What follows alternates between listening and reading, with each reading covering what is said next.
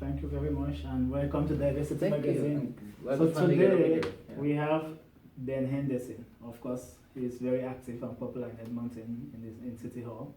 So we, like all the candidates, would like to let him introduce himself in his own words. So can you please? Yeah, my name is Ben Henderson. I've been a councillor since 2007. I was originally elected when we had 2 councillors per ward, into what was then Ward 4, which was the entire centre core of the city. When the wards got cut in half, I ended up on the south side of my old ward, which is really the core south side, central area of the south side of our city. So that's the area I represent. I have a background originally in live theatre, but also trained and worked as a mediator and negotiator as well. So have a varied past, but have been enjoying doing this work now for about 10 years. And why are you going back? Why am I going back? Well, I think it's a couple of things. I mean, there's some projects I really want to continue to see through and make sure that they properly get implemented, but I actually think it's quite an exciting time for our city. The city has gone through very rapid growth over, a significant period of time, and that isn't slowing down.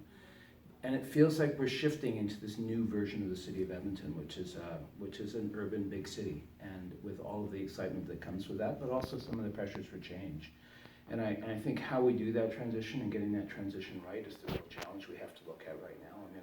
I'm going to think the work that you guys are doing here in terms of diversity, we're turning into a very diverse and cosmopolitan city, and that's exciting in itself. I think getting it right, how we build that next version of this city, is the challenge that's in front of us. I think we want to get more people living in the heart and the core of our city, and so we don't have to continue to grow out into more and more rural areas. But we need to do that in a way that we're building an exciting urban space, an exciting urban city. We have to do it carefully and thoughtfully. And I worry a little bit we haven't been thoughtful enough, and that's one of the things I want to continue to push for.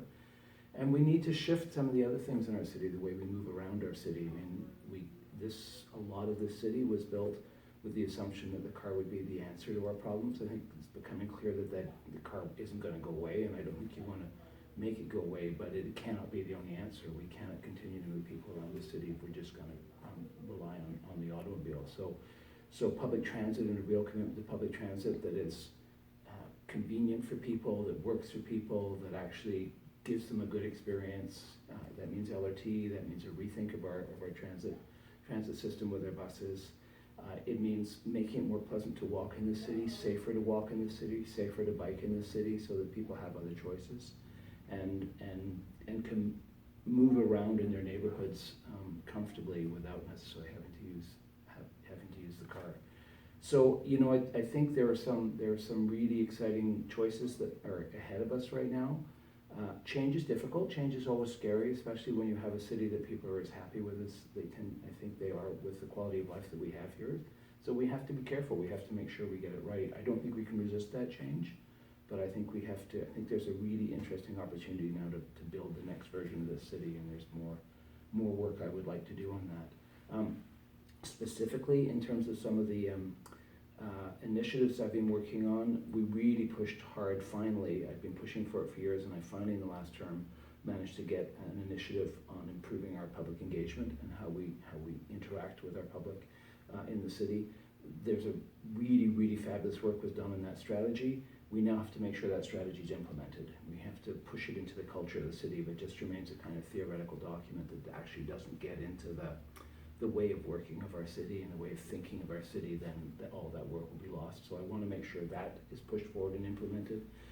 Same thing with work on our poverty elimination strategy, which is a commitment now from the city to eliminate poverty in the city within a generation. There's a lot of talk being done on that. There's a lot of work being done. We have to make sure we get on with it. So it's about the implementation of that work. The work I did on winter cities and the winter city strategy, again, we're further along in getting the implementation happening there, but I think we recognize that if we're not going to slide back, that was a 10-year process, a 10-year commitment to make sure it just got into the way of thinking, of the way we think about our city. And then the other one that I'm really keen on and I want to put new focus on is our energy transition strategies, which are really about the city stepping up and actually meeting the targets we've set ourselves for greenhouse gas emissions. We've been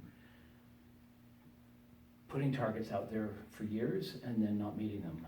And I think that has to stop. I think we're gonna have to make the really tough choices that are gonna be necessary in order again. And I think it's a glorious opportunity for our city if we can figure out how to build a more sustainable city in terms of greenhouse gas reductions. Then you can do it anywhere, and that creates economic opportunity for us. That creates a new way of thinking. It helps diversify our economy, and it also, I think, allows us to continue to live in this northern place that actually has its challenges when you're talking about use of energy and how we remain sustainable in a very prosperous place, but a place that has its challenges in terms of the kinds of amounts of energy we use and how we make that work. I think it's an opportunity, but I think it's also a challenge for us, and I think that's something that I'm really keen to push forward on. So that's a little bit of the picture. Yeah, one word that keeps coming in this election is accountability. Mm-hmm. Where do you stand on that? Well, I think we've done a lot of work on accountability. I mean, one of the things, when I arrived, there was this idea that our data was something we had to save and hoard, and somehow or other it had value and we shouldn't be sharing it. And I think a number of us went, why? Who are we scared of sharing this with? Why would we save it? Why would we not just make it publicly available? So the city's actually won some really huge recognition for being one of the first cities to really open up all of its data to make everything available. And I think technology is changing so that people do have access to understanding the inner workings of the city in the way they didn't before. You can do that from your computer now. So I think there's that side of it. I think the public engagement piece is a major part of, again, I suppose accountability in the sense that it's about how you connect and understand and get the knowledge from citizens about what they know about their communities and neighborhoods that our experts won't necessarily know. It's about making better choices and doing better projects because there is local knowledge.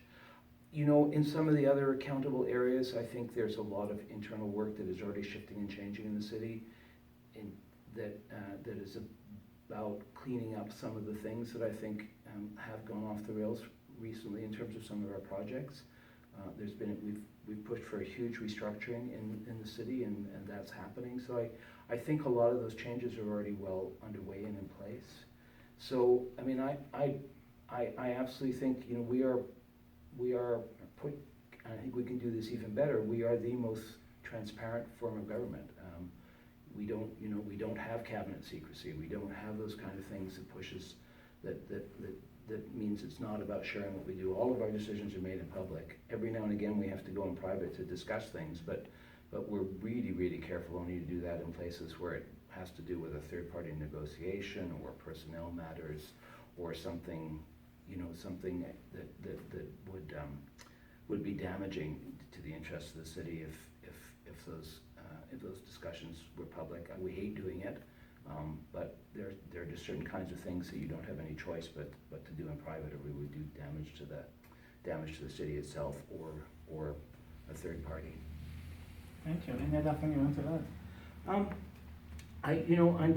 I'm excited again. I think about the kind of possibilities that we have, and really looking forward. There are just certain things that I feel really strongly we need to seal up and finish. I mean, I'm very aware that some of the things that I ended up working on and choosing to work on had been done before, but they hadn't been seen through, or they had only been seen through as a strategy. They had not been pushed into the way we go about doing business, into the